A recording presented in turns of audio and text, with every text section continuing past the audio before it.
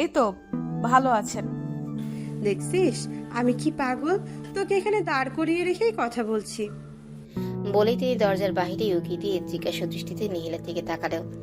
আহান কই? পাজিটা তোকে বিরক্ত করেনি তো? আর ব্যাগগুলো তোকে দিয়েই আনিয়েছে, দেখছিস দেখছিস ছেলেটার কাজ কারবার। বলতে বলতেই তিনি কেউ একজনকে ডেকেই নিহিলার ব্যাগগুলি উপরে রেখে আসতে বললেন। না না ফুপি, ব্যস্ত হবেন না, ভাইয়াটা আমাকে কোনো বিরক্ত করেনি। না ভাইয়া, আহান, তুই, রিহি, অরিন একই বয়সের। হয়তো ওখানে থাকলে আজকে তোদের মধ্যে অনেক সুন্দর একটা সম্পর্ক থাকতো। বলেই রিনা আহমেদ এক দীর্ঘশ্বাস ফেলেন। আচ্ছা, অনেক ক্লান্ত তুই, যা গিয়ে ফ্রেশ হয়ে নে মা, তারপর আমি খাবার দিয়ে আসবো, এরপর ঘুমিয়ে নিস। না না ফুপি, আমি ফ্রেশ হয়ে ঘুমাবো, এর আগে তোমার মোবাইলটা একটু দিবা, মা বড় বাবাকে একটা খবর দেওয়া লাগবে।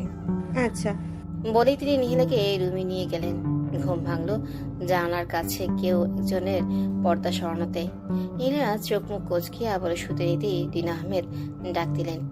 রুম অন্ধকার করে এতক্ষণ ঘুমালে চলে? এই সকালে এসেছিস, এখন দিন শেষ হয়ে যাচ্ছে, উপোস থেকে এতক্ষণ ঘুমিয়ে আছিস, ক্ষুধা লাগেনি? উঠে পড়, কিছু খেয়ে দরকার হলে আবার শুইস। নিহিলার এক মুহূর্তের জন্য মনে হলো সে তার বাড়িতে ছিল। ফুপির কণ্ঠস্বর শুনে ধারণা ভাঙল। তার মনে হয়েছে সে বাড়িতেই ঘুমিয়েছিল আর মা এসে পর্দা সরিয়ে দিয়েছে। তার মনটা নিমিষেই খারাপ হয়ে গেল। নিহিলা। রিনা আহমেদের ডাকে নিহিলার ধ্যানমগ্ন হলো। সে তাকাতেই তিনি হেসে এগিয়ে এসে নিহিলার মাথায় পরম আদরে হাত বুলিয়ে দিলেন। পরিবারের কথা মনে পড়ছে? নিহিলা চুপ রইল। আমি তো আছি, এখানে একদম নিজের মতো করে থাকবি। বাড়িতে নিজের মায়ের কাছে যা আবদার করতিস, এখানেও আমার কাছে তাই করবি। মনে করবি আমি তোর আরেকটা মা। নীলা হ্যাঁ বোধক মাথা নাড়তেই রিনা আহমেদ তারা দিলেন। উঠে পড়, নিচে সবাই খেতে বসেছে, অপেক্ষা করছে, আয়। বলেই নীলাকে চোখ মুখ ধুতে বলে রিনা আহমেদ নিচে চলে গেল। নীলা বেশ কিছু সময় চোখে মুখে পানি দিয়ে রুম থেকে বেরিয়ে আসলো। সিঁড়ি দিয়ে নিচে নামতে নামতে টেবিলের দিকে তাকিয়ে অস্বস্তি হয়ে সবাই খাবার সামনে নিয়ে বসে আছে। অরে নিহিলাকে দেখি টেবিল ছেড়ে দৌড়ে এগিয়ে এলো। আরে নিখিলা, কেমন আছো? তুমি তো ছবির থেকে বাস্তবে আরো মায়াবী। আলহামদুলিল্লাহ আছি, তুমিও সুন্দর, একদম পুতুলের মতো। এটা তোমার সাথে মানাই। আচ্ছা, তোমাকে একটু জড়িয়ে ধরি। নিহিলা নিজেই একবারই অরিনকে জড়িয়ে নিল। নিহিলা ভাবলে ছোটকাল থেকে এই দেশে থেকেও কি সুন্দর করে তার বাংলা ভাষায় কথা বলছে। ফুপে হয়তো ভালোভাবেই ভাষার শিক্ষাটা দিয়েছে। সকালে আহানের কথা বলা দেখে মনে মনে এই ধারণা এসেছিল যে হয়তো সেই মায়ের কাছ থেকেই শিখেছে, কিন্তু এখন দেখা যাচ্ছে অরিনও পারে। রিনা আহমেদ তারা দিতেই তারা টেবিলের দিকে এগিয়ে গেল। টেবিলে আহান আর মধ্যবয়স্ক এক পুরুষ বসে আছে। ইনি হয়তো তার ফুপির স্বামী, মানে ফুপা। নিহিলা এগিয়ে গিয়ে মানুষটিকে সালাম দিল। এই তো বসে পড়ো মা। অবশেষে রিনা নিজের পরিবারের কাউকে দেখে চোখে তৃষ্ণা মেটালো বলে। কেমন আছো মা? বাসায় সবাই কেমন আছেন? এই তো আঙ্কেল, আলহামদুলিল্লাহ সবাই। বসে পড়ো। রিনা আহমেদ নিহিলার প্লেটে খাবার দিতে দিতে বলে উঠলেন। আমার ছোট ছেলেকে তো দেখেছিস, সকালে আনতে গিয়েছিল, পাজেটা তোরে ব্যাগ বহন করতে দিয়েছিল, এই সে আহান। নিহিলা তাকাতেই আহানের সাথে যোগাযোগে হতেই আহান হাসলেও। হ্যালো ভাইয়া। উহ, আমাকে ভাইয়া ডেকো না, এটা তুমি রাহান ভাইয়ার জন্য তুলে রাখো। মা বলেছে আমার একটাই বয়স, মা বলেছে আমরা একই বয়সে। আচ্ছা। শফিক আহমেদ আহানের দিকে তাকালো। তোমার মা যা বলছে সত্যি? অতিথিকে কিভাবে আপ্যায়ন করা লাগে জানিস না? সকালে ব্যাগটা নিজে এনে দিলে কি হতো? ওহ বাবা, নিখিলার তো কোনো সমস্যা হয়নি, ও বললে আমি ঠিকই এনে দিতাম। বলি আহান নিহিলার দিকে তাকালো। কি নিখিলা, তোমার সমস্যা হয়েছে? না না, আমার সমস্যা হবে কেন? বলেই নিহিলা খাবারের দিকে হাত বাড়ালো। আমার পরিবারকে পরিচয় করিয়ে দিলাম। যদিও আহনাফ নেই, কিন্তু থাকলেও গম্ভীর। ও এদের সাথে যায় না, অফিসের কাছে অন্য জায়গায় গিয়েছে। এইবার পুরো পরিবারকে চিনে নিয়েছিস, কোনো সংকোচ করবি না। এইবার পুরো পরিবারকে চিনে নিয়েছিস, কোনো সংকোচ করবি না, যা লাগে বলবি। রুনা আহমেদের কথায় নীলা হাসিচোখ মাথা নাড়ল। হ্যাঁ মা, মনে করো আজকের থেকে এই পরিবারের আরেকজন সদস্য তুমিও। যা লাগবে বিনা সংকোচে বলবে, অস্বস্তি আনবে না। অরিন আর তুমি একই ভার্সিটিতে পড়বে, আশা করি সমস্যা হবে না। জি আঙ্কেল। তোমার পরিবারের সাথে কথা হয়েছে? জি। শফিক আহমেদ নিহিলার জবাব পেয়ে অরণির দিকে তাকালো। তুমি বা আহান বিকালে গিয়ে নীলাকে কিছু কেনাকাটা করে দিয়ে আসিও। কয়েকদিনের ভেতরে ক্লাস শুরু হবে, আপাতত কয়েকদিন ঘুরে দেখাইও। অরণি হ্যাঁ বোধক মাথা নাড়তেই শফিক আহমেদ হেসে নিহিলার দিকে তাকালো। আচ্ছা, খেয়ে নাও। নীলা খেতে খেতে ভাবলো, মানুষগুলো কি ভালো, অথচ সে 2 মিনিট আগেও অস্বস্তিতে কিভাবে মানিয়ে নিবে ভাবছিল। যেমন ভেবেছিল তেমন মোটেও না। তার বড় বাবা কিনা এমন একটা সুন্দর পরিবারকে মেনে নিচ্ছে না। কি এমন দোষ করেছিল ভাবতে গিয়ে নীলার ভাবনা এলো, আচ্ছা ফুপি কি এরপর একবারও দেশে যায়নি? হয়তো কলেজ যোগাযোগ করার চেষ্টা করেছিল। ফুপির তো উচিত ছিল গিয়ে সরাসরি ভাইয়ের কাছে যাওয়া, তাহলে হয়তো ফিরিয়ে দিতে পারতেন না। এত বছরে এই ছেলে মেয়েদেরকে দেখে বড় বাবা নিশ্চয়ই ফিরিয়ে দিতে পারেন না। হেই নিখিলা, আসবো? নীলা মনোযোগ দিয়ে মোবাইল স্ক্রল করছিল। এমন সময় অরিনের কণ্ঠস্বর পেয়ে হেসে তাকালো। হ্যাঁ আসো। এইভাবে অনুমতি নিচ্ছ কেন? অরিন ঢুকতে ঢুকতে বলে উঠলো, কি করছো? ভাবলাম একটু গল্প করি। নীলা হাত থেকে মোবাইলটা পাশে রাখলো। ভালো করেছো। আমি যেতাম কিন্তু কি মনে করবা ভেবে যাইনি। এমনিতেও মোবাইল দেখছিলাম যে। অরিন বসেই গল্প জুড়িয়ে দিল। এর মধ্যে আসরে এসে আহান উপস্থিত হলো। সকালে ঘুম ভাঙতেই নিহিনা পাশে অরিনের দিকে তাকালো। সে হেসে অরিনের গায়ে ভালোভাবে লেপস জড়িয়ে দিয়ে উঠে পড়লো। মেয়েটা বড্ড মিশুক। তা না হলে রাতে গল্প করতে করতে কেউ নিজের রুম ছেড়ে আরেকজনের সাথে এসে ঘুমায়। নীলা নিজের প্রতি খুশি হলো। সে যদি এমন কোনো সিদ্ধান্ত না নিত তবে হয়তো এই জীবনে আর নিজের এমন কিছু মানুষের সাথেই আর মিলতে পারত না। এই মানুষগুলো এত ভালো, অথচ তার পরিবারের সাথে মেলামেশাই নেই। নীলা মোবাইল হাত ছুঁয়ে সময় দেখে নিল। সকাল 7টা বাজে। বোধহয় এই ঘরে এত তাড়াতাড়ি কেউ ওঠে না, কিন্তু সে তো শুয়ে থাকতে পারবে না। এই বাড়িতে এসেছে একদিন পূর্ণ হলেও, কিন্তু এখনো বাড়িটা ঘুরে দেখা হয়নি ভালোভাবে। এরা উঠতে উঠতে একটু হাঁটাহাঁটি করা যাক। সে হাতড়ে চুলের কাঁটা খুঁজলেও কিন্তু পেল না। নীলা লম্বা চুলগুলোকে হাত খোপা করার চেষ্টা করলো। যখন থেকে চুল লম্বা হয়েছে তখন থেকে সে চেষ্টা করত মায়েদের মতো করে হাত খোপা করার, কিন্তু পারত না। রেহনা বেগমই সবসময় কি সুন্দর করে তেল দিয়ে বেনুনি করে দিতেন, কিন্তু নীলা ইচ্ছে করতো বেনুনি নয়, সে যেন মায়েদের মতো করে খোপাটা করে। তাই রেহনা বেগম ভালো মতো করে শক্ত করে চোখের নিমেষে চুল খোপা করে দিতেন। অথচ নীলা এতদিনেও সেটা আয়ত্তে আনতে পারেনি। মায়েরা করার সময় মনে হয় কি সহজ, কিন্তু নিজের বেলায় বুঝতে পারা যায়। নীলা দীর্ঘক্ষণ চুলের সাথে যুদ্ধ করে অবশেষে সফল হলো, কিন্তু তাও অনেক ছিলা। তার মনে হচ্ছে বেশি নড়লেই আবার খুলে যাবে চুলগুলো। কি করা যায়? সে আশেপাশে তাকালেও ছোট্ট জিনিস কাটা সেটা কোথায় রেখেছে বুঝতে পারছে না। এদিকে চুল খোলা রাখার অভ্যাস তার নেই, এদিকে অরণ্য ঘুমাচ্ছে। সামান্য কাটার জন্য মেয়েটার ঘুম ভাঙানোর প্রয়োজন নেই, তাই বাধ্য হয়ে ওইভাবেই ঢিলা করেই কোপাটা করলো। সে উঠে দাঁড়িয়ে ওনাটা হাতে নিয়ে রুম থেকে বের হলো। রুম থেকে বের হতেই আশেপাশে অনেক নিস্তব্ধ লাগলো। বোঝাই যাচ্ছে সবাই ঘুম। নীলার ঘাটলো না। এই দোতলার মাঝে রুমটা তাকে দেওয়া হয়েছে। তার রুমের ডান পাশে গুলো অরিন, ফুপি, আহানের। বোধহয় তারা সবাই একদিকে, কিন্তু তার ডান পাশের রুমটা ভিন্ন মনে হচ্ছে। এই 4 রুমে মিলিয়ে যার জায়গা ঠিক একই জায়গা ডান পেশেও আছে, কিন্তু রুম হয়তো একটি। নীলার আগ্রহ হলো। সে একটু হাঁটাহাঁটি করে রুম পেরিয়ে সামনে আসতেই কোনার দিকে নজর গেল। ওদিকে খোলা বারান্দার মতো লাগছে, অনেক আলোর রেখা মনে হচ্ছে। বোধহয় বাড়ির ডিজাইন করে খোলা রেখেছে অর্ধেক। সেই বারান্দার সাথে একটা রুম ছিল। নীলা এগিয়ে গেল। সামনে গিয়ে তার চোখ দিয়ে বিস্মিত হলো। এত রুচিবান মানুষও আছে বুঝি। মূলত রুমটার সাথে ব্যালকনির মতো বারান্দাটা লাগোয়া, তবে রুম পেরিয়ে শেষের দিকে এসেও কিছুটা খোলা রেখেছে, যাতে করে রুমের বাইরে থেকেও মানুষ বারান্দাটাতে আসতে পারে। সম্পূর্ণ সবুজে ঘেরা জায়গাটা, বিভিন্ন টবে গাছ ফুল এসব লাগানো হয়েছে। কিছু কিছু গাছ আবার আকারে অনেক বড় হয়েছে, অনেক গাছে নাম না জানা ফুল ধরেছে। দেখলেই মন প্রাণ জুড়িয়ে যায়। এত সবুজের মাঝে একটা ছোট্ট দোলনাও রাখা আছে। এত রুচিমান কে আছে এই ঘরে? এই রুমটা কার? অরিন তো কিছু বলেনি। পর মুহূর্তে নিহিলা নিজেই নিজের বোকামো দেখে হাসলেও। কার আর হবে? ফুপি নিশ্চয়ই এসব করেছেন। একটা গাছে অনেকগুলো গোলাপ ধরে আছে। নিহিলার চোখ ছলছল করে উঠল। বিদেশের মাটিতে এমন একটা ঘর সে আশা করেনি। সেও বাড়িতে থাকাকালীন কত গাছ লাগাতো। তার গাছগুলোর কথা মনে পড়ে গেল। গাছের কথা মনে হতেই সাফাত ভাইয়ের কথা মনে পড়ে গেল। নিহিলা গোলাপ গাছটির দিকে এগিয়ে গেল। পাশে দোলনাটিতে বসে গাছের ফুলগুলোর দিকে তাকালো। বাইরে দমকা হাওয়া আসার কারণে চুলের খোপা খুলে গেছে। চুলের খোপা খুলে গেল। সে আর খোপা বাঁধার চেষ্টাই করলো না। আচ্ছা, এই গোলাপ গাছটিতে কি আর গোলাপ ধরেছে?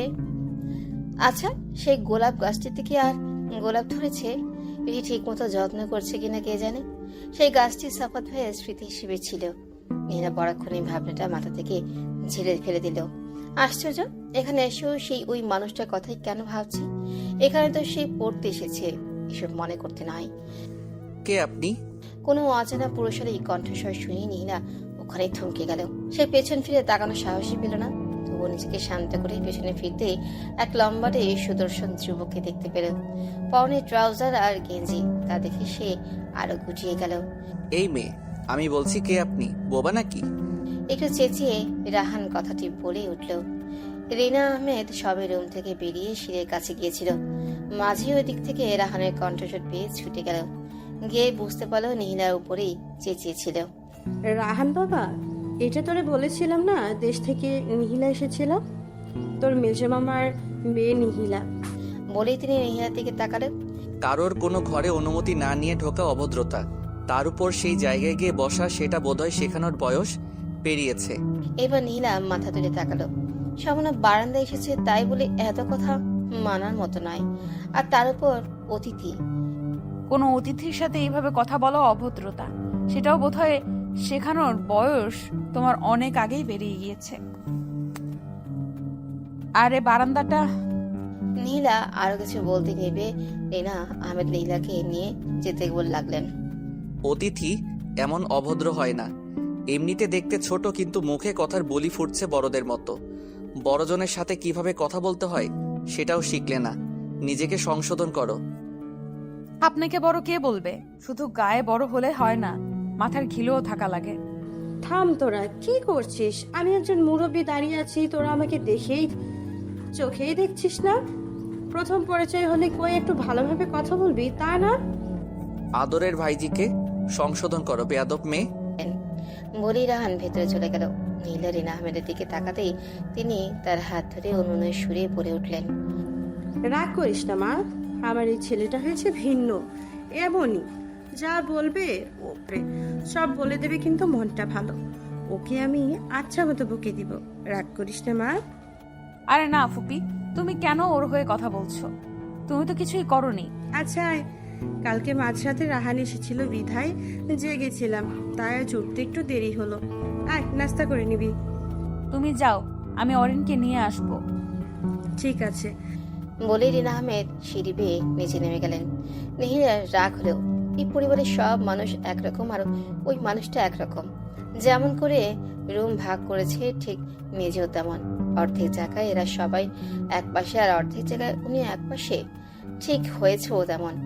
ওরা এক মিরুর আর ওই লোকটা আরেক মিরুর। নীলার ভাবনা এলো, এমন অসভ্য মানুষও আছে নাকি তা জানা নেই।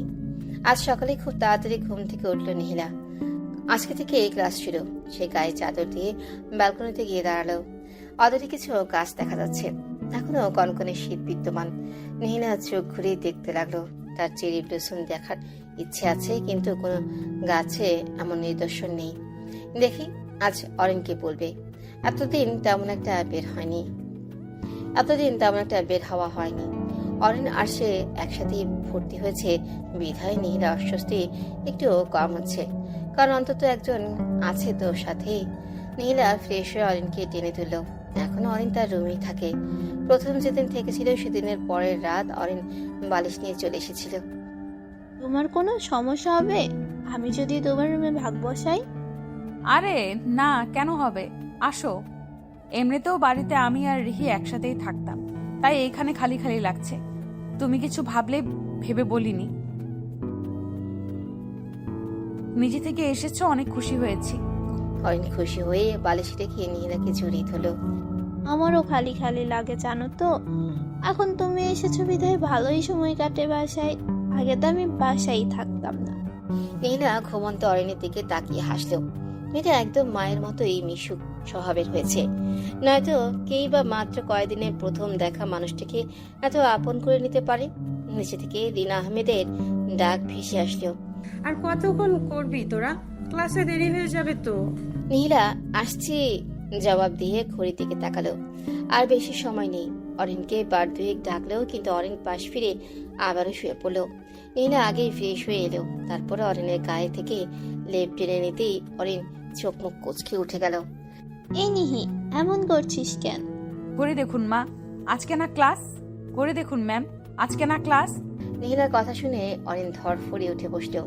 ক্লাসের কথা তার একদমই মাথায় ছিল না। অরিন ওয়াশরুম থেকে বের হতে হতে নিহিলা একেবারে তৈরি হয়ে নিল। একটা লং নীল কুর্তির সাথে চুলগুলো একপাশে বেরুনি করে নিল, সাথে সাদা ওড়নাটা গলায় পেঁচিয়ে নিল। অরিন বেরিয়ে নিহিলার দিকে এগিয়ে গেল। নিহিলার সামনে হাঁটু মুড়ে বসিয়ে বুকে হাত দিয়ে প্রেমের প্রস্তাব দেওয়ার ভান করল। হাই মির্জান, তোমাকে প্রথম যেদিন দেখেছি সেদিন থেকেই মন দিয়ে ফেলেছি। আর আজ তো আমি মরেই যাব। প্লিজ, আর অন্য ছেলেরা মরে যাওয়ার আগে আমার প্রস্তাবটা গ্রহণ করে আমাকে ধন্য করুন ম্যাম। নিহিলা অরিনের মাথায় গাঁটটি মেরে তুলে দিল। হয়েছে, এত ঢং করা লাগবে না। আপনি আরো বেশি সুন্দরী। এবার আসুন। অরিন আরো কিছু বলতে নিয়েছিল, কিন্তু নিহিলা জোর করে তৈরি হতে পাঠিয়ে দিল। দেখলি মেয়েগুলোকে সেই কখন থেকে ডেকে আসছি, এখন আসার নামগন্ধ নেই। মা, আরেকবার ডাক দাও, আমার দেরি হচ্ছে। দাঁড়া বাবা, যাচ্ছি। এতক্ষণ লাগে মেয়েগুলোর আসতে? নিশ্চয়ই অরিন পরে পরে ঘুমাচ্ছে। আর এই মেয়েটাও হয়েছে না ঘুম কাতরে। বলতে বলতে তিনি সিঁড়ি দিয়ে উঠতে নিতে নিহিলা অরিন চলে আসলো। মার্শাল্লাহ, কি সুন্দর লাগছে আমার দুই পুতুলকে। রিনা আহমেদ এগিয়ে এলেন নিহিলা অরিনের দিকে। মা দেখো না, ওকে আমিও সেটা বলছি। ও আরো আমাকে নিয়ে মজা করছে। রিনা আহমেদ নিহিলার গালে পরম আদরে হাত রেখে অরিনের উদ্দেশ্যে বলা শুরু করলো। জানিস, আমার ভাইজানের চেহারাও অনেক সুন্দর ছিল। সুদর্শন মানুষের কাতারে ভাইজান পড়বে। নিহিও বাবার মতোই চেহারা পেয়েছে। আমি তো সবসময় হিংসা করে বলতাম, ছেলে হয়ে চেহারা এত সুন্দর হওয়ার কি দরকার। সবসময় সে আর আমি ঝগড়ায় মেতে থাকতাম। যাক, অন্তত চেহারাটা ভাইয়ের পেয়ে ভালো হয়েছে। ভাইজানের অস্তিত্ব মনে পড়ে অনেক। বলতে বলতে তিনি শাড়ির আঁচল দিয়ে চোখ মুছে নিলেন। ফুপির কথায় নিহিলারও বাবাকে মনে পড়ে গেল। বাবাকে জিনিস সেটা বুঝার পর আর অনুভব করতে পারেনি। যদিও আমার সে অনুভবটা হতে দেয়নি, কিন্তু বাবা তো বাবাই। বাবার স্থান কি আর কেউ নিতে পারে? নিহিলার মন খারাপ হয়ে গেল। চোখে পানি টলমল করছে। মনে হচ্ছে চোখের পলক ফেললেই পানিগুলো ঝর্ণার রূপ নিবে। মা, আমি বেরোবো। এই তোরা তাড়াতাড়ি নাস্তা করে নে, রাহান অফিসে যাওয়ার সময় নামিয়ে দেবে তোদের। বলেই তিনি তাড়াহুড়া করে ফিরে টেবিলের দিকে এগিয়ে গেলেন। ঘরের প্রতিটা সদস্য বুঝতে পারলো তিনি নিজের মন খারাপকে লুকানোর বৃথা চেষ্টা চালিয়ে যাচ্ছেন। নিহিলা খাবারের প্লেট নিয়ে নাড়াচাড়া করতে লাগলো। তার আজ আর খাওয়ার ইচ্ছে নেই, কিন্তু বাসায় সবাই আছে বিধায় বাধ্য হয়ে খাবার নিয়েছে। অরিন, দ্রুত কর। রাহানের বলা কথা শুনে অরিন ভাইয়ের দিকে তাকালো। সে বুঝতে পারলো না এমন কেন বললো তার ভাই। সে তো ঠিকই খাচ্ছে। পাশে নিহিলার দিকে তাকাতেই বুঝতে পারলো। এই নিহি, তাড়াতাড়ি খেয়ে নে। আমার খাওয়া শেষ, তুই শেষ কর। শেষ মানে? কিছুই তো খেলি না। রুনা আহমেদ রেগে বলে উঠলেন। ও ফুপি, এটা নিয়ে চিন্তা করো না তো। বলে সে অরিনের দিকে তাকাতেই অরিনও উঠে পড়লো। রাহান লক্ষ্য করলো নিহিলাকে। সে বসা থেকে উঠে আগে আগে বেরিয়ে যেতে যেতে অরিনের উদ্দেশ্যে ডাক দিল। আমি যাচ্ছি। দাঁড়া না ভাইয়া, আমরা আসবো তো। বোনের কথা শুনে রাহান ফিরে তাকালো। তোরা কি হাঁটতে পারিস না? কোলে করে নেওয়া লাগবে। পারি তো। মিনমিনিয়ে মাথা নিচু করে জবাব দিল। রাহান বেরিয়ে যেতে অরিন আর নিহিলা রিনা আহমেদের কাছ থেকে বিদায় নিয়ে বেরিয়ে পড়ল। গাড়িতে বসেও নীলার মন খারাপ ছিল। সে জানালার ধারে মুখ বের করে দিল। আহ, জাপানের বাতাস কি স্নিগ্ধ লাগছে, চেরি ব্লসমের দেশ। অথচ এই কয়েকদিন সে বেরই হলো না। নিহিলা, ঠান্ডা লাগবে, মাথা ঢুকিয়ে ফেল। অরিন, চেরি ব্লসম চোখে পড়ছে না যে? নীলার কথা শুনে অরিন হাসল। এখন না, শীত শেষ হলে এগুলো ফুটবে, এখনো তো শীত রয়েই গিয়েছে। নীলা আর জবাব দিল না। সে জানালার কাছে মাথা হেলান দিয়ে বাড়ির দিকে দৃষ্টি দিল। তার জীবনটা এমন কেন? যদি বাবা থাকতো তবে হয়তো আজকে পরিস্থিতিটা সম্পূর্ণ অন্যরকম হতো। সবার বাবা ডাক শুনলেও তার বুকের ভিতর কোথাও যেন চিনচিনে ব্যথা অনুভব হয়। নীলার মন খারাপ সেটা বুঝতে পেরে অরিন একের পর এক কথা বলে নীলাকে হাসানোর চেষ্টা করলো। নীলাও চুপচাপ সায় জানাচ্ছে। তো দাঁড়াতে কেন বলছিস অরিন? রাহানের এমন ধমক শুনে অরিন চুপ হয়ে গেল। সে তো ভুলেই গিয়েছিল গাড়িটা তার ভাই চালাচ্ছে। নীলা গাড়ির সামনে আয়না দিয়ে ড্রাইভিং সিটে বসা রাহানের দিকে বার দুয়েক তাকালো। দেখে মনে হচ্ছে ভারী বিরক্ত। বোনের জন্য তো বিরক্ত হবে না স্বাভাবিক, তাহলে কি কোনোভাবে নীলার উপস্থিতিতে বিরক্ত বোধ হচ্ছে লোকটার? নীলা ভাবলো হতেই পারে। আচ্ছা, লোকটাকে ছোটবেলা থেকে এমন সবসময় এমন গুমট ভাব নিয়ে কেন থাকে? নিজেও তো পরিবারের সাথে হাসি খুশি থাকতে পারে। ভার্সিটির গেটে নিহিলাকে দাঁড়িয়ে থাকতে দেখে অরিন পিছু ফিরে আবারও নিহিলার দিকে এগিয়ে এলো। এতদিন পরে তার স্বপ্ন পূরণ হলো। তার এখনো বিশ্বাসই হচ্ছে না যে সে তার স্বপ্নের দেশে পড়তে এসেছে, যে এই ব্লসমের দেশে। সে বিড়বিড় করে ভার্সিটির নামটি উচ্চারণ করলো। তার মনে হচ্ছে এসব নিছকই স্বপ্ন। অরিন পিছু ফিরে নিহিলাকে ভার্সিটির সাইনবোর্ডের দিকে তাকিয়ে বিড়বিড় করতে দেখে হেসে এগিয়ে আসলো। হাতে জোরে চিমটি পাওয়ায় নীলা ব্যথায় চোখ মুখ কুচকে চেঁচিয়ে উঠল। তার চিৎকার শুনে আশেপাশে কয়েকজন স্টুডেন্ট তার থেকে অদ্ভুত চোখে ফিরে তাকালো। নীলা চোখ খুলে আশেপাশে পরিস্থিতি দেখে অরিনকে বিড়বিড়িয়ে গালি দিল। অরিন নীলার এমন রাগী চাহনি দেখে হেসে দিল। তুই স্বপ্ন ভেবে তাকিয়েছিলি, তাই আমি চিমটি দিয়ে বুঝাইতে চাইলাম যে এটা স্বপ্ন নয়, বাট দুঃখিত, চিমটিটা জোরেই পড়ে গিয়েছে রে।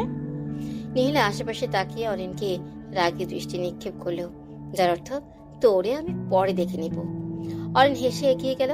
নীলার একদিকে খুশি লাগলেও অন্যদিকে ভেতরে ভেতরে অনেক পরিমাণ অস্বস্তি এসে ভর করছে। এত এত অচেনা, তার উপর ভিন দেশের মানুষের সাথে সে কি মানিয়ে নিতে পারবে? পরবর্তীতে অরিনের কথা মনে পড়তে একটু স্বস্তি বোধ হলেও, কিন্তু অরিনের তো অভ্যাস আছে। নীলা কি আদৌ মিশতে পারবে? কারো ধাক্কায় সম্বিত ফিরে পেতেই পাশে তাকাতেই দেখলো অরিন জিজ্ঞাসা দৃষ্টিতে তাকিয়ে আছে। কি রে, কি এত ভাবছিস? আজকে এত ভাবনায় পড়ছিস কেন? কিছু না, চল। বলি নীলা পা বাড়ালো। অরিন নীলার সাথে হাঁটতে হাঁটতে উদ্দেশ্য করে বলল, অস্বস্তি হচ্ছে? আর তাছাড়া সকাল থেকেই মন খারাপ। সমস্যা নেই, এখানে আমার বন্ধুরা সবাই আছে, সবাই একই ভার্সিটিতে ভর্তি হয়েছি, তুইও মিশে যাবি, দেখিস। আর অরিন আছে না, ডর কিসের? শেষের কথাটা শুনে নীলা হেসে অরিনের দিকে তাকাতেই সেও হেসে দিল। ক্লাসে ঢুকতেই নীলা আশেপাশে তাকালো। অরিন এগিয়ে নীলাকে উদ্দেশ্য করে বলল, ওরা সবাই ক্যান্টিনে আছে, চল। কারা? আমার ফ্রেন্ডরা, চল। ক্যান্টিনে যেতেই অরিন সবার সাথে কুশলতা বিনিময় করে নীলার দিকে তাকালো। অরিন বলার আগেই তাদের দৃষ্টি অরিনের সাথে থাকা মেয়েটার দিকে। রনও এগিয়ে এলো। নীলা হ্যাঁ বোধক মাথা নাড়তেই অরিন এগিয়ে এলো। কি ব্যাপার রন, খুব তাড়াতাড়ি চিনে নিলি যে?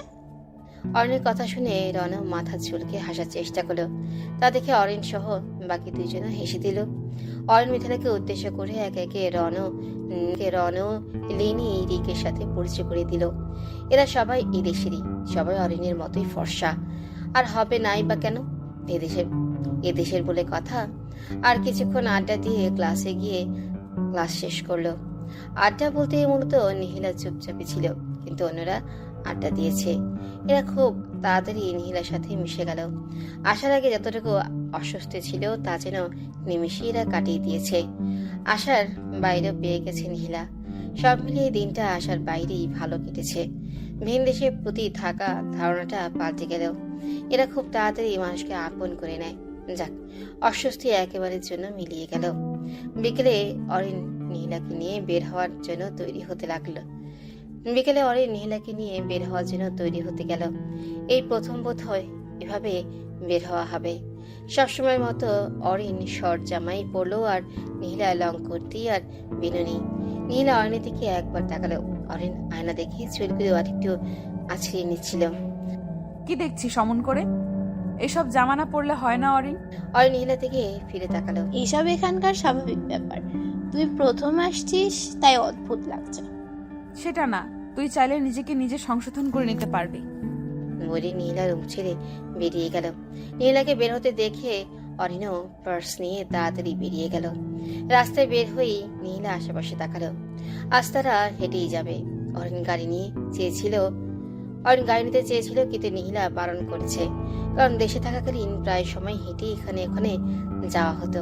এখানে এসে একটু হাঁটাহাঁটি হয়নি। মূলত রাস্তা উপভোগ করবে সেই ভাবনা থেকে নীলা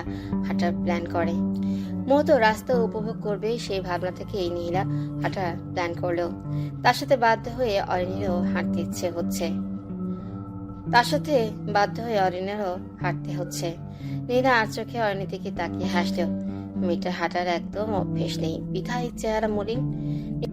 গাড়ি বল। নীলার কথা শুনে অরিন দাঁড়িয়ে পড়লো। প্রথমে না নিবি না বলেছিলি? অরিন ভ্রু কুঁচকে তাকাতেই নীলা হাসলো। আমার কোনো সমস্যা হচ্ছে না, তোর জন্য বললাম।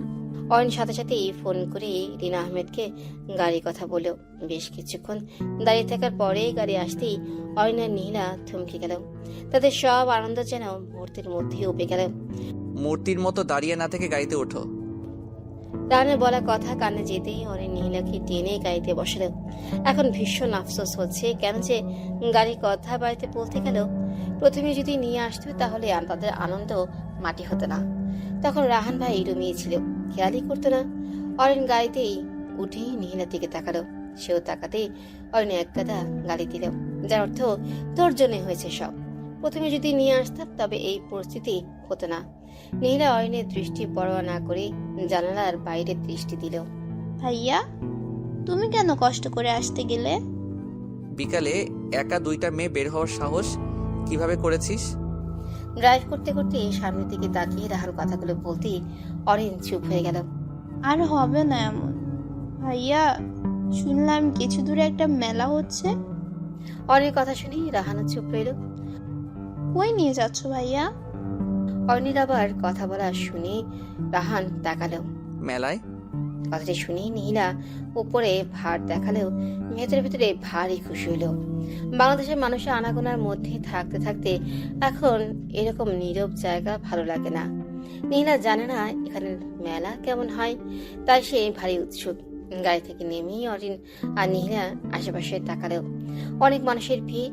এত মানুষের ভিড়ে কোন সময়ে তারা এক একজনকে হারিয়ে ফেলে। তারা আর এগিয়ে যাওয়ার সাহসী পেল না। রাহান গাড়ি একদিকে সাইড করে রেখে এগিয়ে এসে দাঁড়াতেই আশেপাশে তাকিয়ে অনেক মানুষ দেখে সে নিজেকে গালি দিল। অয়ন বলে সেও যে কেন এখানে আনতে গেল। এত মানুষের ভিড়, কিন্তু এখন তো আর ফিরিয়ে নেওয়া যাবে না। রাহান অয়নের হাত ধুলো। নীলার দিকে তাকাতেই নীলা ওই পাশে গিয়ে অয়নের পিছু নিল। কিছু সময় যেতেই একদল লোকের ভিড়ে নীলা অয়নের হাত ছুটে পেছনে পড়ে গেল। রাহান এগিয়ে এসে সামনের দিকে তাকাতেই তার অপর হাতটা নীলার দিকে বাড়িয়ে দিল। হাত লাগবে না। রাহান এগিয়ে এসে সামনের দিকে তাকিয়ে তার অপর হাতটা নীলার দিকে বাড়িয়ে দিল। বলে আশেপাশে তাকিয়ে রাহানের হাতের শার্টের কাপড়টা চিমটি দিয়ে ধরল। তা দেখে রাহানের ঠোঁটের কিনারায় হালকা প্রসারিত হলো। অরিন ভাইয়ের দিকে তাকাতেই থমকে গেল। শেষমেশ তার ভাই? না, সেটা কি ভাবছে? দায়ে পড়ে নীলাকে হাত ধরতে বলেছে। না হয় এত মানুষের ভিড়ে এসে হারিয়ে যাবে তো। অরিন আরেকবার তাকালো। রাহান নীলার হাত ধরেনি, তবে নীলা তার হাতের কাপড়ে কিছু অংশ ধরে আছে। তা দেখে অরিনের মুখভঙ্গি পাল্টে গেল। যদি তার প্রথমের ভাবনা অনুসারে এমন কিছু হয় তবে তার আপত্তি নেই, মন্দ হয় না। সাফাতের মন আজ বেশ ফুরফুরে। প্রায় কয়েকদিন পরে বাড়ি ফিরতে পারছি বলে কথা। যদিও মাত্র কয়েকদিন, কিন্তু তার মনে হচ্ছে কত সহস্র দিন সে বাড়ির বাহিরে। সে ভাবেনি এই প্রথম আমানসিক এত তাড়াতাড়ি কথা ভেঙেছেন। তিনি তো প্রথমে 1 মাসের মাথায় বাড়ি আসতে বলেছিল, কিন্তু কয়েকদিন পেরোতেই সাফাত যখন বাবাকে কল দিয়ে বলল সে ভালোভাবেই সব করেছে, প্রথমে আমার সে কল কেটে অফিসের খবর নিল, তারপর আবার কল কেটে দিয়ে বলল যেন বাড়ি এসে কয়েকদিন ঘুরে যায়, তারপর না হয় আবার আসবে। সাফাত প্রথমে বিশ্বাস করতেই পারেনি, পরে আর বিষয়টা ঘাটলো না। যাক, বাড়ি ফিরবে অবশেষে। এই কয়েকদিন সে বাড়িতেও কল করেনি। অবশ্য আমার শেখ বাড়িতে কল করার অনুমতি দিয়েছিল, কিন্তু সাফাতের ইচ্ছে হয়নি। মিলির সাথেও কথা হয়নি। প্রথম দুদিন পরে কল দিয়েছিল ঠিকই, কিন্তু মায়েরা তেমন কথা বলেনি। এমনিতেও মেয়েদের থেকে ভার ভার আচরণ পেয়ে সে ভীষণ কষ্ট পেয়েছিল।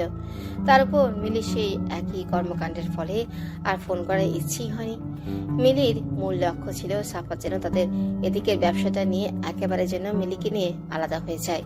সাফাত ভেবেছিল তার অনুপস্থিতিতে মিলি বুঝতে পারবে, কিন্তু তার ধারণা ভুল। সে বুঝতে পারলেও মিলি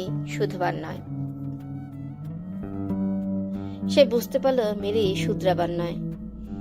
গাড়িতে উঠেই তার মন খুশি খুশি লাগছে।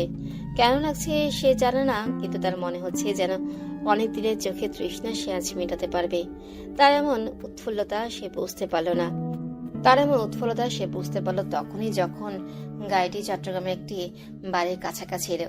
প্রতিবার আসার সময় এই বেলি ফুলের দোকানটার থেকে একটা করে বেলি ফুলের মালা নিয়ে যেত, আর সেই দোকানের নার্সারি থেকে সবসময় যে কোনো একটা ফুলের চারা নিত।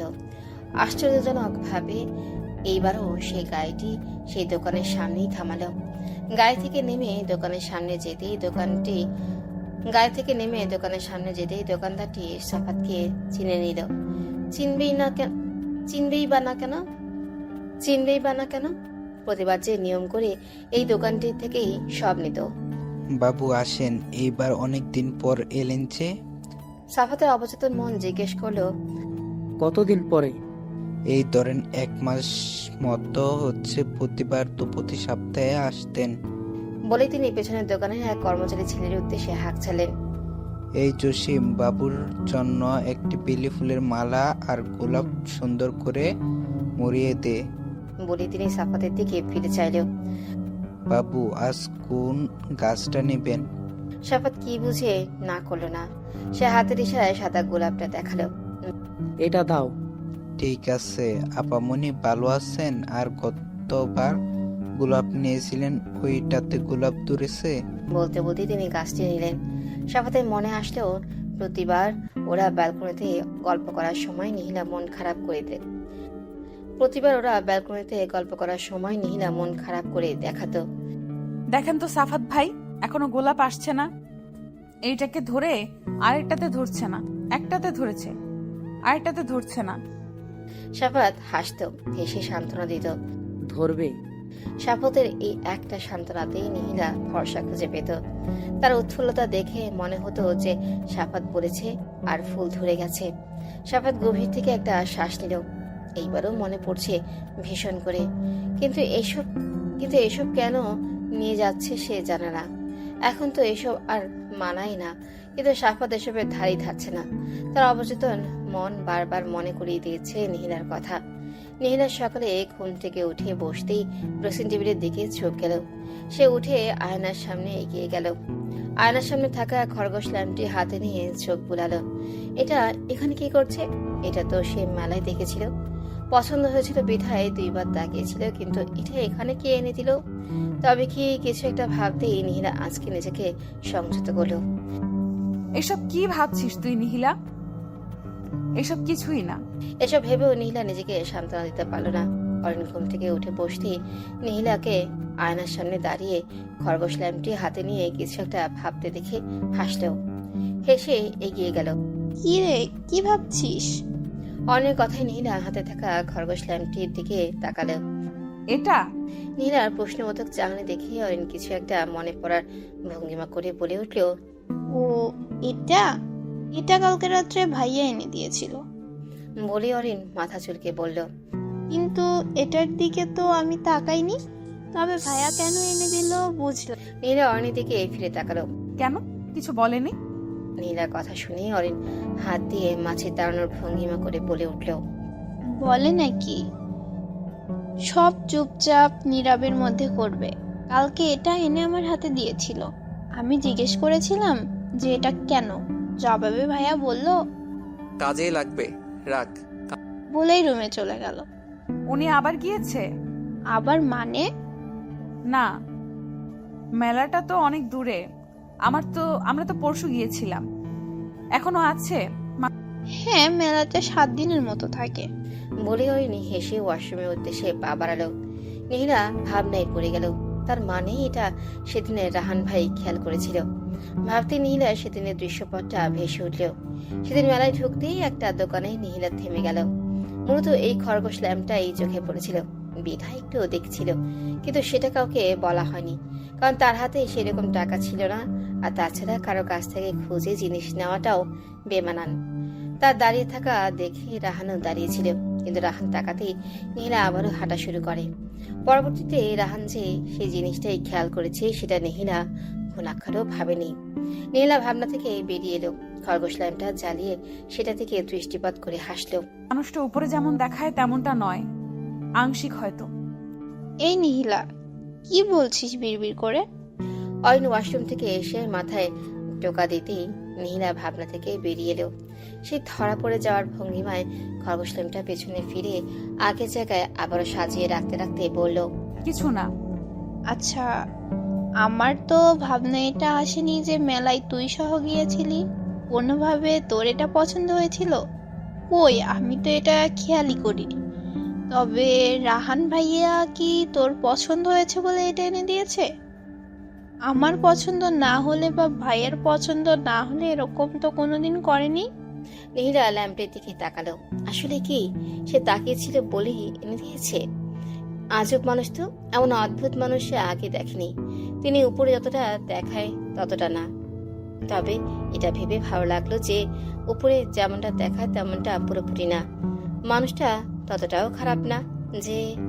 সাফাত বাড়ি ঢুকে সবার সাথে কুশলাদি বিনিময় করে আশেপাশে তাকালো। নীলা কি এখনো তার উপর রেগে আছে? হয়তো, তাই তো এতক্ষণ রুম থেকে বের হয়নি। সাফাত রুমে যাওয়ার আগে নীলা রুমের দিকে তাকালো। দরজা বন্ধ। আচ্ছা, মেয়েটা দরজা বন্ধ করে বসে আছে কেন? নাকি সে এসেছে জেনেই আর বের হচ্ছে না? বেশি কষ্ট দিয়ে ফেলেছে। সাফাত রুমের দরজা দাঁড়াতেই দেখলেও মিলি মোবাইল নিয়েই বসে আছে। সে এসেছে দীর্ঘক্ষণ হচ্ছে, কিন্তু মিলি রুম থেকে বেরো হয়নি। সেই রুমে ঢুকে হাতে থাকা ব্যাগটা জোরে সুরে রাখলো, যাতে মিলির ধ্যান মগ্ন হয়।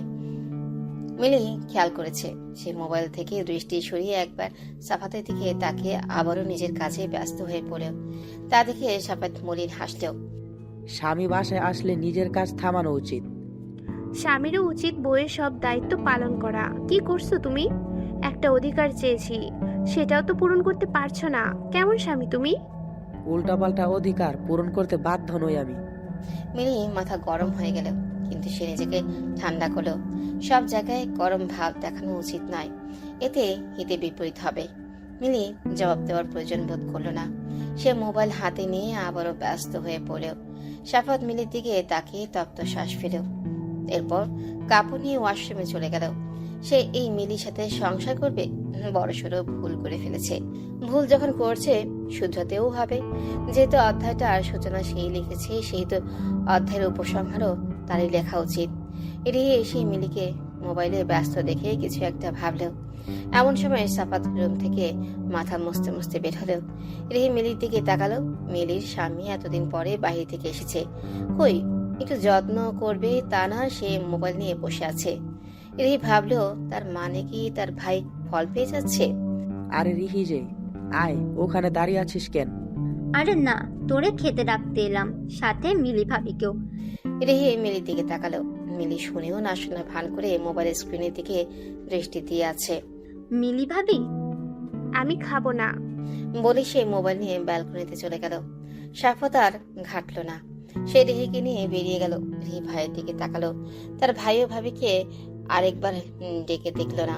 তার মানে কি এদের মধ্যে শুরুতেই ঝামেলা? রেহে মনে মনে নিজেকে গালি দিল। এমন কিছু না হোক, সবাই সুখী থাকুক। সাফাত খেতে বসেও নীলাকে দেখলো না। খাওয়া শেষে সে উপরে উঠে নীলার ঘরের সামনে পায়চারি করতে লাগলো। বেলি ফুলটা এখনো তার পকেটে রয়ে গেছে। গাড়িতে অনেকক্ষণ নিজের সাথে যুদ্ধ করে ভেবেছে নিজের মনকে শুধরানোর চেষ্টা করবে। মিলিকেই বেলি ফুলের মালাটা দিয়ে খুশি রাখার চেষ্টা করবে, কিন্তু মিলির কর্মকাণ্ডে তার মন আগেরটাতেই স্থির হয়ে গিয়েছে। সাদা গোলাপের গাছটা সে নিহিলার রুমের দরজার সামনে রেখেছে, কিন্তু মনে তো হচ্ছে না এখানে কেউ এসেছে। রেহেই সিঁড়ি পেয়ে নিজের রুমে যেতে নিতেই নিহিলার রুমের দরজার সামনে ভাইকে দেখে এগিয়ে আসলো। দরজার সামনে গাছ দেখে এসে কিছু একটা আন্দাজ করলো। ভাইয়া তুই সাফাত বোন থেকে ফিরে তাকালো। গাছটা তুই এনেছিস? হ্যাঁ, নিহি পছন্দ করতো তাই আনলাম। এই কিছু একটা আন্দাজ করতে পেরে শক্ত হয়ে গেল। কেন এনেছিস? সাফাত মাথা নিচু করে ফেলল। তুই এখন বিবাহিত, সেটা মাথায় রাখ ভাইয়া। মিলি ভাবির সাথেই থাকবি। আমি বড়সড় ভুল করে ফেলেছি রে বোন, মানুষ চিনতে পারিনি, আমার চোখে পর্দা পড়ে গিয়েছিল রে। ভাইয়ের এমন কথায় রিহি কেঁপে উঠল। তার মায়া লাগলো ভাইটা যেন, যেমনই হোক নিজের ভাই তো। এই মানুষটার কণ্ঠস্বর এতই অসহায় শোনাচ্ছে কেন?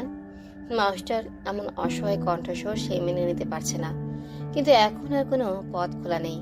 ভেতরে ভেতরে খারাপ লাগলো, সে নিজেকে যথাসম্ভব শক্ত করলো। কিছু করার নেই ভাইয়া, ভুল করেছিস, এখন সেটা নিয়েই ভালোভাবে থাকবি। ভুল আমি করেছি, তাই এটা শেষ আমিই করে দিব। কি শেষ করবি? বলেই রিহি ভ্রু কুচকে তাকাতে সাফাত মাথা নিচু করে ফেললো। নিহিলা নেই, চলে গেছে। সাফাত রিহির কথা বুঝতে পারলো না। নেই মানে? নেই মানে নেই, সে জাপানে ফুপির কাছে চলে গেছে। সাফাত হাসলো। তুই মজা করছিস তাই না? তোর সাথে আমার মজা করার সম্পর্ক আগে থাকলেও এখন নেই ভাই। রিহি শান্ত স্বরে বলা কথাটাই সাফাতকে ভেতর থেকে নাড়িয়ে দিল। সাফাত স্তব্ধ হয়ে দাঁড়িয়ে রইল। তাকে সেভাবেই রেখে রিহি চলে গেল। সাফাতের চোখে ভাসছে নিহিলার উচ্চস্বরে হাসির মুখ। মেয়েটাকে সে এত গভীর থেকে ভেঙে গুড়িয়ে দিয়ে দিয়েছে যে মেয়েটা এত দূরে চলে গেল। পরিবার ছেড়ে যেতে কিভাবে পারলো? সাফাত পরক্ষণে নিজের উপরেই হাসতো। যাবেই বা না কেন? নিজের জন্য থাকবে। এখান থেকে নিজের অতীতের তিক্ত স্মৃতি মনে করে সে তো এগিয়ে যেতে পারবে না। একটা পাষাণ মানুষ এসে তার জীবনে একটা বিশ্রী অতীত দিয়ে দিয়েছে, আর সে সেই পাষাণ মানুষটাকে ক্ষমা করে এখানেই থেকে যাবে। সাফাত মলিন হাসলেও সে ফুলের গাছটার দিকে তাকালো। এক পা এগিয়ে ফুলের গাছটা হাতে নিয়ে নিহিলার রুমের দিকে পা বাড়ালো। দরজা খুলতেই চারপাশে তাকালো। সাফাত রুমের আলো জ্বালালো না, ওইভাবেই এগিয়ে গেল। রুমের চারিদিকে থেকে যেন নিহিলার হাসির ঝংকার শোনা যাচ্ছে, যেন হেসে হেসে বলছে, শেষ পর্যন্ত ফিরে আসলেন তো সাফাত ভাই। বলতে বলতেই কেটে দিল। কেটেই বলা শুরু করলো, আমাকে এমন একটা অতীত কেন দিলেন? আমি ভালো থাকতে পারছি না। সাফাত ব্যালকনির দিকে এগিয়ে গেল। আশ্চর্য, তোর এমন কেন লাগছে? সে সোজা ব্যালকনিতে চলে গেল। ব্যালকনিতে এগিয়েই দেখলো তার সব গাছগুলো সারি সারি লাগানো আছে। নিশ্চয়ই নিহিলা রিহিকে দায়িত্ব দিয়ে গিয়েছে গাছগুলোর। এখন সব গাছেই কম বেশি একটা ফুল আছেই। যে গাছটাতে ফুল ধরেনি বলে মন খারাপ করেছিল নিহিলা, সে গাছটিতে একসাথে 3টি ফুল আছে। সাফাত একটু এগিয়ে গাছটির ফুলগুলোতে ছোঁয়া লাগিয়ে দিল। আজ নিহিলা থাকলে নিশ্চয়ই খুশি হতো ভীষণ, কি জানি। সাফাত তার হাতে থাকা গাছটা সহ বাকি গাছগুলো সাথে রাখলো। আকাশে আজ চাঁদ উঠেছে বিশাল বড়। থালার মতো 4টা সব আলো যেন নিহিলার ব্যালকনিটাতে এসে পড়েছে। নিহিলা থাকলে নিশ্চিত এই দোলনাটাতে বসে রাতটা উপভোগ করত। পাশে নিজের রুমের ব্যালকনিতে চোখ যেতেই দেখতে পেলেও মিলি ফোনে কথা বলছে। ওই পাশে ফেরা ছিল, আর এই ব্যালকনিতে কোনো আলো জ্বালায়নি বলেই মিলি খেয়াল করতে পারেনি। সাফাত তাকিয়ে রইল, মিলি কার সাথে কথা বলছি? তার তো পরিবারের সাথে যোগাযোগ নেই। সে এই মিলি আর বিয়ের আগের মিলির সাথে মেলাতে পারছে না। সাফাত এক দীর্ঘ মলিন শ্বাস ফেলল। আলো আধারে সাফাতকে দেখা যাচ্ছে না। সাফাত মিলির ব্যাপারটা আর ঘাটার চেষ্টা করলো না। ইচ্ছে করলো না গিয়ে মিলির ফোনটা দেখার। সে এগিয়ে নিহিলার দোলনাটাতে বসলো। আজ আর রুমে যেতে ইচ্ছে করছে না, রাতটা এভাবেই কাটিয়ে দিবে। পশলার বৃষ্টি স্নাত প্রকৃতিকে সাজিয়ে তুলেছে তার আপন রূপে। প্রাণ ফিরে পেয়েছে মৃতপ্রায় পাতাহীন গাছের ডালগুলো। কোমল বাতাস এবং সুন্দর ফুলের সাথে উষ্ণ আবহাওয়ার প্রকৃতির শান্ত স্নিগ্ধ অপ্রতিম মুগ্ধতার গন্ধে বলে দিচ্ছে দরজায় কড়া নাড়ছে বসন্ত। দেখতে দেখতে কেটে গেল অনেকগুলো দিন। এখন কারোর জন্য থেমে থাকে না, সময় কারোর জন্য থেমে থাকে না। যেভাবেই হোক চলবেই। নীলা বেশ মানিয়ে নিয়েছে। সপ্তাহ ধরে রোদের বেশ আমেজ। এরকম নিয়মিত রোদ, ঝকঝকে নীল আকাশ নীলা আসা পর্যন্ত আর দেখেনি। তার সঙ্গে এমন এক আওলা বাতাস বইছে, কিন্তু সে হাওয়ায় এরকম মিষ্টি স্বাদ, দেহে শীত অনুভব হলেও এক ভালো লাগার আবেশ ছুঁয়ে দেয়। নীলা ব্যালকনি থেকে এসবই পর্যবেক্ষণ করছিল। বেশ কিছুক্ষণ থেকে শীত অনুভব হতেই ব্যালকনি ত্যাগ করলো। নীলা নিজের রুমে বসে মোবাইল স্ক্রল করছিল। এমন সময় হুট করে অরিন হাতে 2টা জামা নিয়ে ঢুকলো। তা দেখে নীলা ভ্রু কুঁচকালো। তুই তো বের হোসনি, তবে হাতে শপিং ব্যাগ কেন? অরিন শপিং ব্যাগ দুটো নিয়ে উৎফুল্ল হয়ে খাটে বসলো। রাহান ভাইয়া এনেছে। রাহান ভাইয়া এভাবেই হুটহাট আনে, অথচ মুখ ফুটে কিছুই বলে না। আচ্ছা। বলে নীলা আবারও মোবাইল স্ক্রিনে চোখ দিল। এই গম্ভীর ছেলেটাকে নিয়ে সে আপাতত আর ভাববে না। এতদিন ভাবতে ভাবতে তার দিন শেষ। মানে এত গম্ভীর মানুষ কিভাবে হয় সেটাই সে ভেবে পায় না। এখান থেকে এটা তোর। বলি অরিন একটা প্যাকেট মহিলার দিকে বাড়িয়ে দিল। নীলা মোবাইল থেকে চোখ সরিয়ে একবার প্যাকেটটার দিকে তাকিয়ে অরিনের দিকে ভ্রু কুঁচকে তাকালো। এখন থেকে এটা তোর। আমার জন্য? এখন থেকে এটা তোর। হ্যাঁ, পছন্দ হয়েছে কিনা দেখ। বলি অরিন নিজের জামাটা নিয়ে চলে যেতে নিতেই আবারও ফিরে তাকালো। অবশ্য ভাইয়ার পছন্দ বলে কথা, পছন্দ হবেই। বলে অরিন জামা নিয়ে চলে গেল।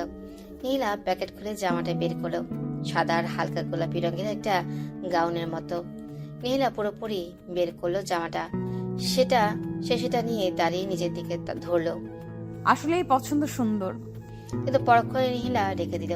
সে গাঢ় নীল কালো ছাড়া অন্য রঙের কাপড় পরতে তেমন একটা স্বাচ্ছন্দ্য বোধ করে না। কিন্তু এই রংটাও যদিও হালকা, কিন্তু না পরতে আর ইচ্ছে হয় না। বলছি না ভাইয়া মানুষের সাথে মানাবে তেমন কাপড়ই আনবে। বলে অরিনি নিজের দিকে তাকালো। দেখ তো আমাকে কেমন লাগছে। নীলা জামাটা রেখে অরিনির দিকে এগিয়ে আসলো। অরিনিটা সাদা আর হালকা লালের। মাশাআল্লাহ, কি সুন্দর লাগছে তোকে। বলে অরিন নিজের জামাটা আরেকটু ঘুরিয়ে ফিরিয়ে দেখলো। এগুলো কেন এনেছেন? কি জানি, এনেছে, খুশি হয়েছি অনেক। বলে অরিন মাকে দেখাতে চলে গেল। নীলা ভাবনায় পড়ে গেল। হুটহাট মানুষটা এমন কর্মকাণ্ড করে, আবার পরক্ষণেই নিজের বোকামতে গালি দিল। হয়তো জামা সুন্দর লেগেছে বিধায় বোনের জন্য নেওয়ার সময় নীলার জন্য নিয়েছে। এতে এত ভাব আর কি আছে। নিহিলা শোন, বিকেলে জামাটা পরে তৈরি হয়ে নিবি। অরিন দ্রুত পদে রুমে এসে নীলার উদ্দেশ্যে কথাগুলো বলে উঠল। কেন? রাহান ভাইয়া কোথাও নিয়ে যাবে। রাহান ভাই? নীলা ভাবনায় চলে গেল। এই একটা মানুষকে সে ঠিক চিনে উঠতে পারে না। এমন গম্ভীর মানুষের সাথেও দেখা করা যায় নাকি? আমি যাব না। কেন? তোর যে গম্ভীর ভাই একটু বেশি কথা বললেও ধমক দেয়। একটা মানুষের সাথে যাওয়া মানে জেনে শুনে কুমিরের লেজে পা দেওয়া। এমন মানুষের সাথে যাওয়া মানে জেনে শুনে কুমিরের লেজে পা দেওয়া। আনন্দটাই মাটি। তুই কি আমার ভাইয়াকে অপমান করছিস? অরিন ভ্রু কুঁচকে তাকাতেই নীলা এগিয়ে আসলো। তুই নিজেই তো জানিস আনন্দ মাটি হবে, সেটার কথা বললাম। তা ঠিক, কিন্তু এইবার বাবা মা সহ যাচ্ছে, সুন্দরভাবেই কাটাতে পারবো। বলি সে নীলার দিকে তাকালো। আমার ভাই কিন্তু অতটাও খারাপ না তুই যেমনটা মনে করছিস। মাঝে মাঝে আমরা অতিরিক্ত খুশি হয়ে লাফালে ডাক দেয় না। কই যাবি তো? জানি না এখনো। বিকেলে সবাই তৈরি হয়ে নিল। নীলা রাহানের দেওয়া কাপড় হাতে নিয়ে দাঁড়িয়ে আছে। এই রংটা তার একসময় পছন্দ ছিল, কিন্তু এখন আর পরতে ইচ্ছে করে না। কিন্তু কেউ একজন খুশি হয়ে উপহার হিসেবে এনেছেন, না পরলে কেমন দেখায় তা ভাবতে গিয়েই পরক্ষণে জবাব মিলল। নীলার এসবে কারো ধ্যান থাকবে না। রাহান ভাই নিজের বোনের জন্য কিনতে গিয়ে আরেকটা মেয়ে আছে ভেবেই নিয়েছে। বলতে গেলে দায়ে পড়ে নিয়েছে। এতে সে মেয়ে জামাটা পরলে কি ফেলে দিবে, এতে মানুষটার কোনো কিছু যায় আসবে না। অন্তত রাহান ভাইয়ের কাছে এসব করে কিছুই না। নীলা দীর্ঘক্ষণ মনের সাথে যুদ্ধ করে অবশেষে কাপড়টা রেখে দিল। এটা সে পরবে না। সে আলমারি থেকে আরেকটা কুর্তি বের করে সামনে দিয়ে বেরোনে এনে আগের নিয়মেই তৈরি হয়ে নিল। অনেক রুমের বাইরে থেকে নীলাকে ডাক দিয়ে নিচে নেমে গেল। নীলা দ্রুত পদে রুম থেকে বের হয়ে সিঁড়ির কাছে আসতেই দেখতে পেল সামনে বরাবর রাহান ভাইও এসে দাঁড়িয়েছে। বোধহয় উনিও মাত্রই রুম থেকে বেরিয়েছে। নীলা রাহান আগে নেমে যাওয়ার জন্য সরে দাঁড়ালো, তো তাকে দাঁড়িয়ে থাকতে দেখে সে ভ্রু কুঁচকে তার দিকে তাকালো। কাপড়টা পরনি কেন? রাহান ভাইয়ের কণ্ঠস্বর পেয়ে নীলা তাকালো। তিনি দুহাত পকেটে রেখে সামনে থেকে তাকিয়ে কথাটা বললেন, এমনিতেই। সবসময় গাঢ় নীল কালো এসব জামা পরো, খুবই অশুভের মতো। মাঝে মাঝে বদলিয়ে পরো, ভালো লাগবে। বলেই তিনি নিচে নেমে গেলেন। আর নীলা ওইভাবেই ঠায় দাঁড়িয়ে রইল। সে বুঝতে পারছে না এমন কথা তাও রাহান ভাই বলেছে। এমন অদ্ভুত চরিত্রের মানুষ অন্য কারো জামার রঙের দিকেও খেয়াল দেয় নাকি? সে কি বুঝে নেমে যেতে পা বাড়াতে নিতেই থেমে গেল। অরিন নিচ থেকেই ডাক দিচ্ছে, অরিন, কিছুক্ষণ অপেক্ষা কর।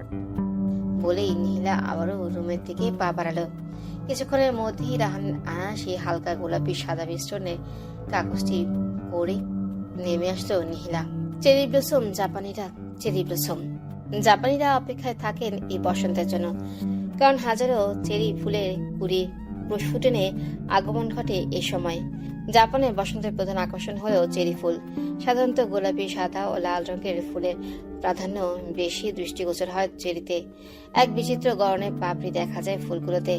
সেই সঙ্গে গাছে গাছে আনন্দে মেতে ওঠে পাখপাখালি ও হরেক প্রজাতির রঙিন প্রজাপতি। এ সময় ক্যারিয়ার প্রতিটি প্রান্তে হয়ে ওঠে চেরি ফুলের স্বর্গরাজ্য।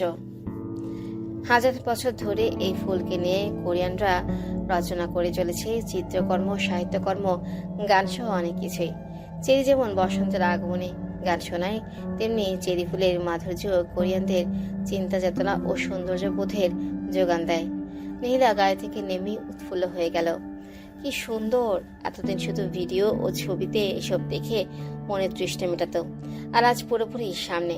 চারিদিকে মানুষ এগিয়ে জিজ্ঞেস করছে। এটি মূলত ব্লসম ফেস্টিভ্যাল হানামি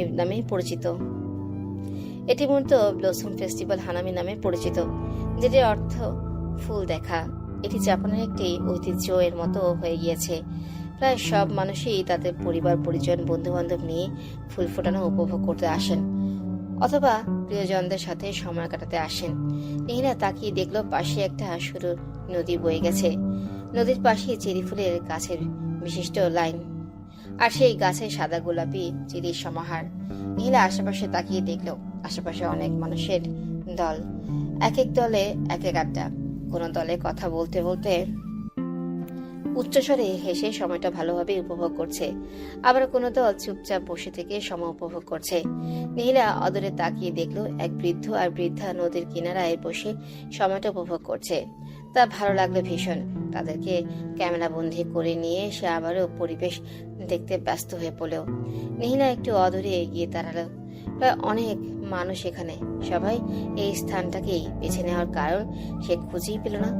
এই তো, এই স্থানটা হয়তো বেশি মন করা, কারণ পাশে একটি নীরব নদী বয়ে গিয়েছে। এক পাশে নদী, আর নদীর পাশে সাদা গোলাপি মিশ্রণে চেরি ব্লসম গাছের বিশিষ্ট লম্বা লাইন, যেগুলোতে ফুলের সমারোহে ভরে গেছে। নীলা আশেপাশে তাকিয়ে বুঝতে পারলো সবাই এই সময়টাকে হয়তো বেশি উপভোগ করে, তাই হয়তো রাহান ভাইও এই জায়গাটিতে নিয়ে এসেছে। রাহানের কথা মনে পড়তেই সে চোখ ঘুরিয়ে আশেপাশে তাকালো। প্রতিটা জায়গায় গোল টেবিল ঘিরে মানুষ বসে আছে। নীলা সামনে তাকাতে নিতেই দেখলো তার একটু দূরে রাহান পকেটে হাত গুটিয়ে নদীর দিকে তাকিয়ে আছে। নীলা আর ঘাটলো না। সে এগিয়ে গিয়ে অরিন আর আহানের সাথে বসলো। অরিন আর আহান তাদের বাবা মায়ের ছবি তুলে দিচ্ছে। আহান এক এক অঙ্গভঙ্গি শিখিয়ে দিচ্ছে, আর রিনা আহমেদ লজ্জায় গুটিয়ে যাচ্ছে। আরে মা, এই ভঙ্গিমা করো। বলি আহান নীলার কাঁধের উপর হাত দিয়ে দেখিয়ে দিল। তোদের এমন ভঙ্গিমা আমি পারবো না। আরে মা, একটু আধুনিক হও। দেখছো না বাবা কত আধুনিক হয়ে যাচ্ছে। বলি আহান বাবাকে চোখ মারল। ছেলের কথায় শফিক আহমেদ ভাব নেয়ার ভঙ্গিমা করে দাঁড়ালো। তা দেখে দূরে থাকা নিহিলা হেসে দিল। তুমিও এদেরকে আশকারা দিচ্ছ? স্ত্রীর কথায় শফিক আহমেদ আরেকটু ভাব নেওয়ার ভঙ্গিমা করে দাঁড়ালেন। ওরা সত্যিটাই তো বলেছে। বলি তিনি বুকের উপর দুহাত রাখলেন। দেখছো না তোমার স্বামী দিন দিন কত সুন্দর হচ্ছে? তোমার তো গর্ব করা উচিত, তা না করে তুমি ছেলে মেয়েদের ধমকাচ্ছ। এটা কিন্তু ঠিক না রিনা। স্বামীর কথায় রিনা আহমেদ তোয়াক্কা না করে আহানের দিকে রাগি চোখে তাকালো। একটু হেসেছি বলে মাথায় উঠে যাবি? এত নির্লজ্জ কবে হলি? মা, ভাইয়ার এভাবে অভ্যাস আছে আর তুমি এত ছোট বিষয়ে এত গুটিয়ে যাচ্ছ। বলতে বলতেই অরণির দিকে কুচকে তাকালেন রিনা আহমেদ। অভ্যাস আছে মানে? অরণির দিকে আহান রক্তচক্ষু নিয়ে তাকাতে অরণ থেমে গেল।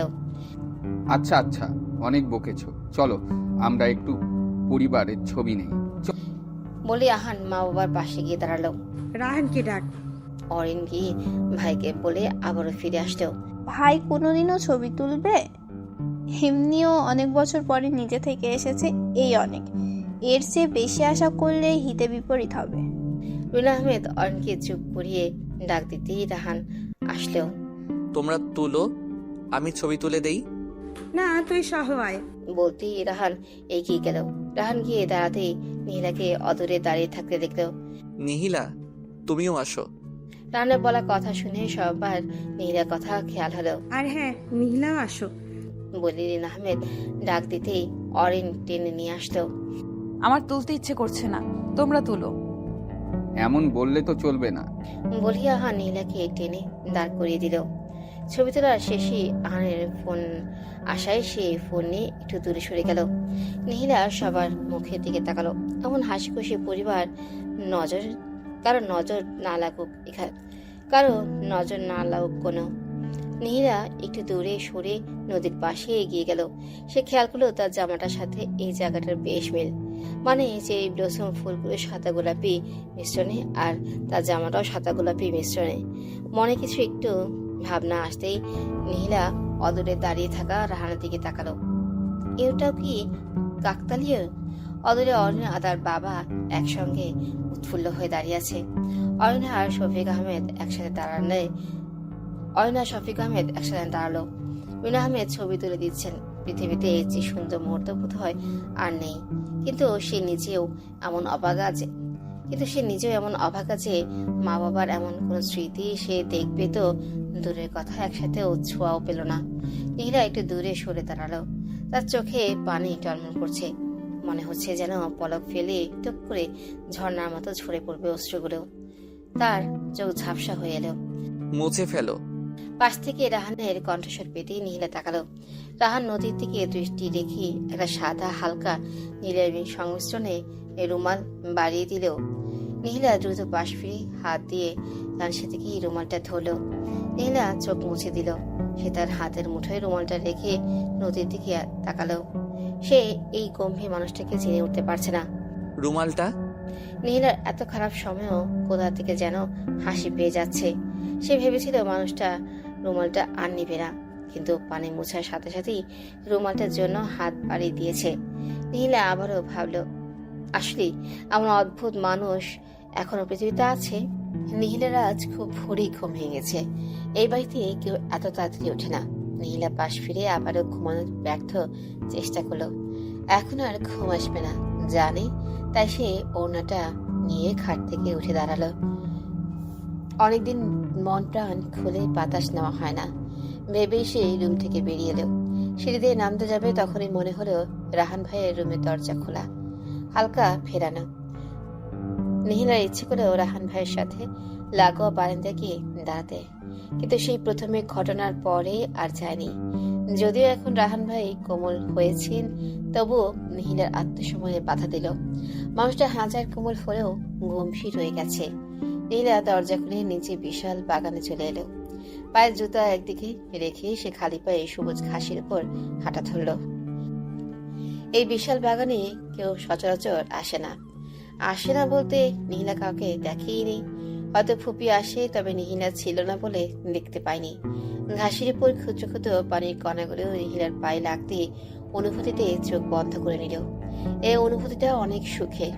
পায়ে ঘাসে শিশির কণাগুলোর ফলে শিশিরে অনুভব হচ্ছে। কতগুলো দিন এমন করে খালি পায়ে হাঁটা হয়নি। নীলা হালকা নীল আকাশের দিকে তাকিয়ে হাঁটতে লাগলো। তার ভীষণ সুখ সুখ অনুভূতি হচ্ছে। ভোরের হালকা হালকা বাতাসও হচ্ছে। বাগানে অনেক ফুল ফুটে আছে। বাতাসের সাথে সেগুলোর মিষ্টি ঘ্রাণ ভেসে আসছে। নীলার ঠান্ডা অনুভূতি হলো। সে ওনাটাকে দুই হাতে ভালোভাবে গায়ের সাথে জড়িয়ে নিল।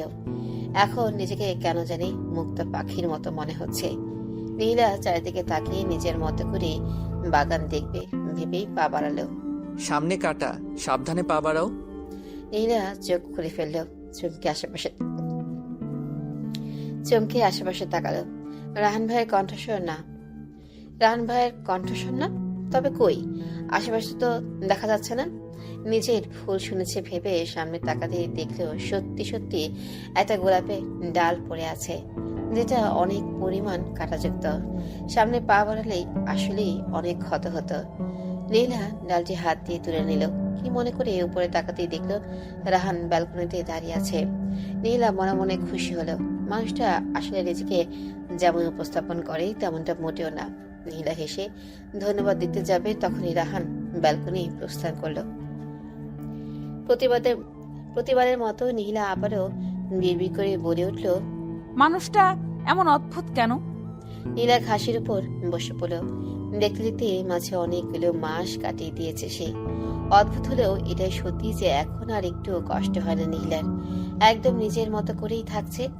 একটা উৎফুল্ল কাজ করে যে সাফাত ভাইয়ের প্রতি এখন আর সে আগের অনুভূতিটা হয়তো নেই। মানুষটাকে মাঝে মাঝে মনে পড়লেও নীলা নিজেকে বেশ সংযত করে নিতে পারে। ইদানিং এখন আর মনে পড়ে না, হয়তো অত খারাপও লাগে না। উল্টো এখন ওই মানুষগুলোই তার আপন মনে হয়। আর মাত্র কয়েক মাস আছে, এরপরই তার দেশে ফিরে যেতে হবে। একদিকে খুশি লাগছে এই ভেবে যে মা, বড় বাবা, রিহি এদের সাথে অনেক দিন পর মিলবে, কিন্তু আরেকদিকে এই পরিবারের জন্য খারাপ লাগছে। সে তো থাকতে পারবে না। মায়া জন্মে গেছে। ঘরের প্রতিটা মানুষ তাকে অনেক যত্ন করে। ছোট থেকে শুরু করে বড় পর্যন্ত সবাই তার ছোটখাটো বিষয়ে খেয়াল রাখে। এই তো যেমন এই গম্ভীর মানুষটাও তাকে সামান্য কাটার আজ থেকে বাঁচিয়ে দিল। অথচ এমন কিছু সে অন্যদের থেকে আশা করেও এই মানুষটার কাছ থেকে কোনোদিনও করেনি। পরক্ষণে কি যেন মনে হতেই নীলা ভাবনাটা সরিয়ে দেওয়ার চেষ্টা করলো। এত ভাবার কি আছে? হয়তো মানুষটা ব্যালকনিতে দাঁড়িয়েছিল, কাটা দেখেছে বিধায় করেছে। সে এই একই জায়গায় নীলা নিজে থাকলেও বলতো, কিন্তু তবুও বাঁচিয়েছে তো। সে এই পরিবারের সবার মায়া কিভাবে ছুটাবে ভাবতেই পারছে না। আরো কয়েকটা দিন কেটে গেল। শফিক আহমেদ নাস্তা শেষ করে অফিসের উদ্দেশ্যে বেরিয়ে পড়ল। রাহানও নাস্তা শেষ করে উঠে দাঁড়ালো। ট্রাউজার পরিহিত অবস্থায় রুমে না গিয়ে সদর দরজার দিকে অগ্রসর হতে দেখে রিনা আহমেদ ডাক দিলেন, রাহান বাবা, কই যাচ্ছিস? বাগানে একটু হাঁটবো। বলেই রাহান বেরিয়ে গেল। বড় ভাইয়ের কথা শুনে অরিন আর আহান অবাক হয়ে একজন আরেকজনের দিকে তাকালো। তাদের ভাই হয়তো বদলে যাচ্ছে, কারণ আজ পর্যন্ত রাহান কোনোদিনও বাগানে হাঁটাহাঁটি করেনি। রাহান অবসর সময়টা রুমেই কাটিয়ে দিত, কিন্তু ইদানিং বাগানে হাঁটাহাঁটি করে। আহান ভ্রু কুচকালো। কি ব্যাপার মা? রাহান ব্রোয়ের ইদানিং কর্মকাণ্ড তোমাকে ভাবাচ্ছে না? ছেলের কথা শুনে রিনা আহমেদ তাকালেন। বোঝাই যাচ্ছে তিনিও রাহানের যাওয়ার দিকে তাকিয়ে এটাই ভাবছিলেন। কিন্তু আহানকে প্রশ্রয় দেওয়া যাবে না। তিনি টেবিল থেকে রাস্তার প্লেটগুলো নিয়ে রান্নাঘরে যেতে যেতে বললেন,